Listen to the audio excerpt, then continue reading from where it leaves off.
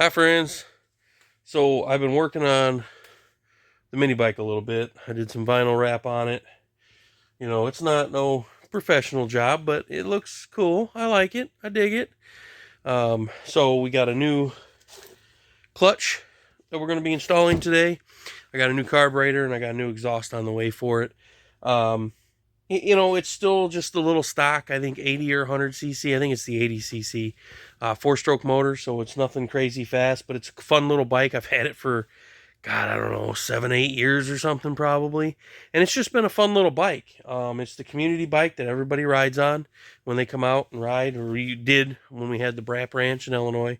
But it's been a fun little mini bike. I've taken it to monster truck shows and I use it as a pit bike, and I love it. I had this on my DRZ 400 Supermoto, and I kind of transplanted it from the Supermoto to the DRZ 400. When I sold it, I held on to it and I put it on here, and everybody gets a kick out of it. But anyways, we're going to set the camera up and we're going to pull this clutch off, the old one. It makes some funny noises. It sounds like change falling out of, a change machine every once in a while. So I'm pretty certain it's the clutch going bad, and it doesn't really have a whole lot of get up and go or top speed anymore. It runs really good, the motor does, so I know it's not the motor, so we're going to narrow it down. Pretty sure it's the clutch going bad. And then, like I said, I got a new carburetor and a new exhaust coming for it, so we're going to chooch her up a little bit too. And then there's some stuff to the governor that we can do to it that we're going to do, and I don't know why it never got done before. Probably because it's just, like I said, the community bike and everybody just rides it, and it's never really been like a main priority for me to have to work on, because I've had other mini bikes like the China bikes, the 125s and stuff, the 140s, whatever, 110s.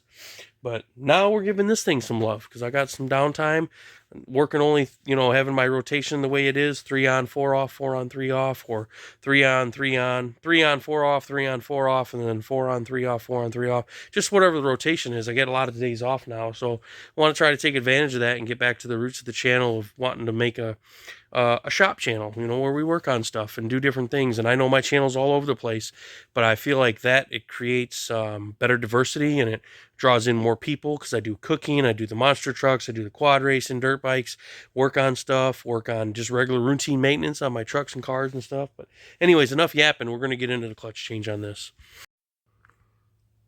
All right. Now, like I said, this is an older mini bike, and I have no clue if this is stock hardware that's on this thing or not. So this is a 10 millimeter. I don't know if yours is going to be a 10 millimeter or not. Mine was, but this is an older bike, so it very well could be. Probably need to take that chain off first. Stand by. Didn't think about that. So if you happen to be lucky, like and I've replaced the chain on this, I actually have a master link here. So I don't know why I didn't think about having to pop this master off of here, but I didn't. Thinking that the chain would just come off, with whole clutch and chain would come off without taking that off of there. But yeah, sometimes I don't always use my noggin, and sometimes I get in a hurry, like now, trying to get this done in somewhat quick fashion, because I got other things to do today. Just like not wanting to find a good pair of needle nose pliers and finding the rustiest pair in the drawer. Alright, chain off. Now this clutch is just going to pull right off, just like so. And it's old, it's rusty, My shaft is old and rusty as well. So I'm willing to bet that this was what was making all that noise. And it may not even need to be replaced on. It might just need to be lubed, but we're replacing it with a new clutch anyways. Now, I think I did screw up, because it does look smaller. I think this is a 13-tooth clutch and this is an 11-tooth clutch, so I may have to do some adjustizations. You know what I'm trying to say here. Now, there's a little woodruff key that's built into the inside of the clutch. I don't know if you can see it or not. Probably not, because the lighting sucks in this shop, because I haven't had an opportunity to really do anything with it. But you just want to make sure that you line that woodruff key up. It's pretty simple. Push your clutch on, move it back and forth. Or did I buy the wrong size shaft too? Well, let's look into this. Okay, so I thought I really screwed the pooch here, and I thought I bought the wrong size clutch, because there's like a 3/4 and a 5/8, ½ inch or something shaft on these. She's just a really tight fit, so we're golden. New clutch is a go. We're good to go. We're okay. Whew, crisis averted. Now, let's see here. I did, yep. So, of course, maybe not. Hang on. I don't, nope, we're good. I thought I had bought maybe the wrong 11 versus a 13 tooth sprocket, and I'm not counting them. So, but we're good. Maybe. I'm struggling here. What is going on? It's the same size tooth sprocket. Why isn't it sprocketing here? Oof the May. I know how to do this. Let's get her. We got to work around here. We'll get the front half here. We'll get the master link in. And then we come back here. And I'll tell you how you do this. Like that, and like that. And then you just lean the bike towards you. Rotate on that wheel. Let's get that master link synced up though, because I don't want to lose any of the pieces here. I'm not going to do too much detail on the master link. You guys should know how to use a master link on a chain.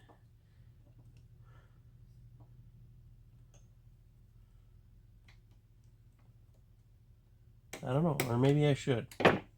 It's done. It's back on. So anyways, so now what I'm going to do is lean the bike towards myself so I can freewheel that rear wheel without making the mini bike fall off the table. And just, yeah, sure, here we go. Yep. Golden. Gonna have to adjust on it a little bit now because now that sun gun is tight. 1, 2, 3. Let's see, you got to mark where I start here. 1, 2, 3, 4, 5, 6, 7, 8, 9, 10, 11. And I know that's an 11. Why it's so tight now, I don't understand. But it is. Or maybe it's not on all the way. Still super tight. We can adjust on that though. That's not a big deal. Careful you don't go crazy with the old Ugga Duggas, because you will strip that out, and then you'll have a mess on your hands. So any Houston way, and don't forget wear, fellers and fellaheads. Oh, there we go. It was just hung up on the roller. So we're good. We're golden. Now we got a brand new clutch. This thing is ready to rip again. It does run and ride, so that's a, a bonus. But I don't think we're going to get any miles on her tonight because I just wanted to get this done quickly. I knew it wouldn't take me long. I got some other parts for it coming, like I said. So once the other parts get here, I don't know where that came from. That's a piece of chunk of metal. Once the other parts get here, we'll revisit this. And we've got the...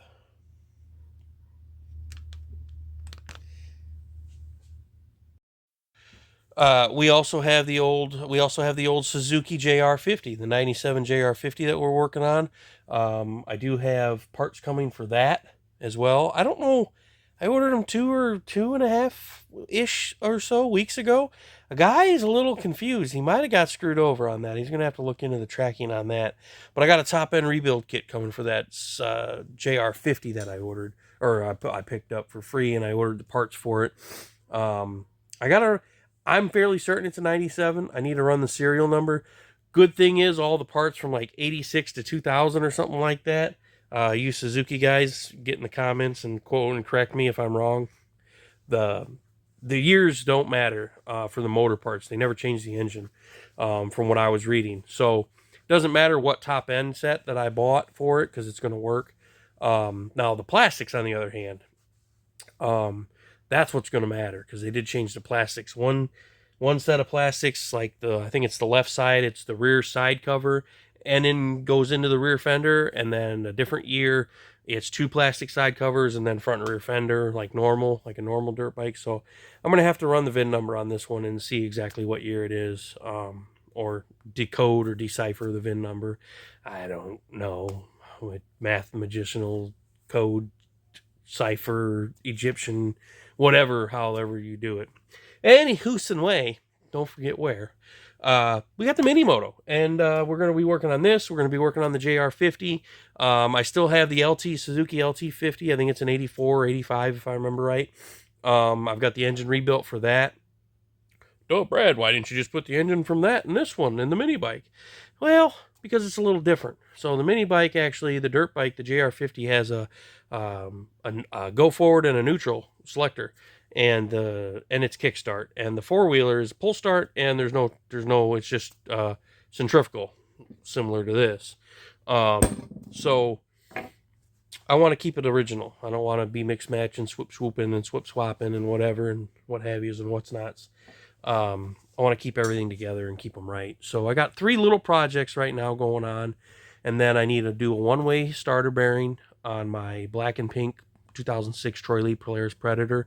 I took it to the races last weekend, and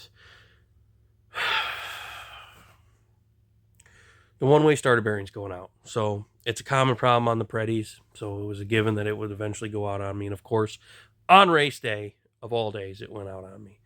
So we'll be getting into that at some point, and I still have a surprise for you. I've still been hiding something from you guys. A few of you guys know what it is that I'm a little closer with, that I'm friends with, that are I'm friends with y'all on other social media platforms, or if you guys follow me on other social media platforms, you already know what it is. And we're going to be getting to that too, if it's nice, possibly tomorrow. And I'm really excited to start making that item mine as well. And a lot of good plans for this summer. Don't want to give away too many hints.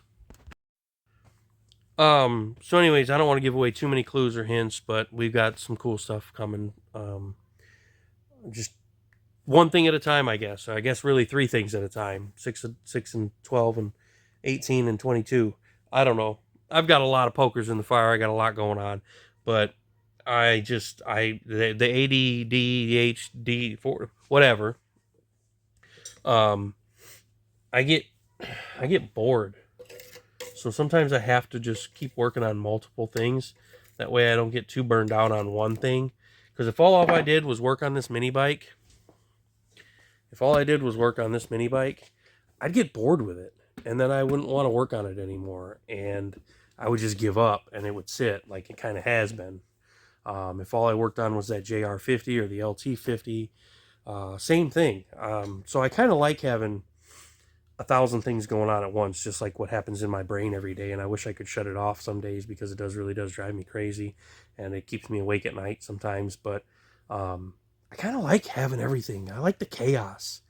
A lot of you guys know I work in law enforcement, so I kind of like it chaotic from time to time. But this is kind of my release now that I don't have somewhere to ride. I'm trying to make the best of what little shop space I do have.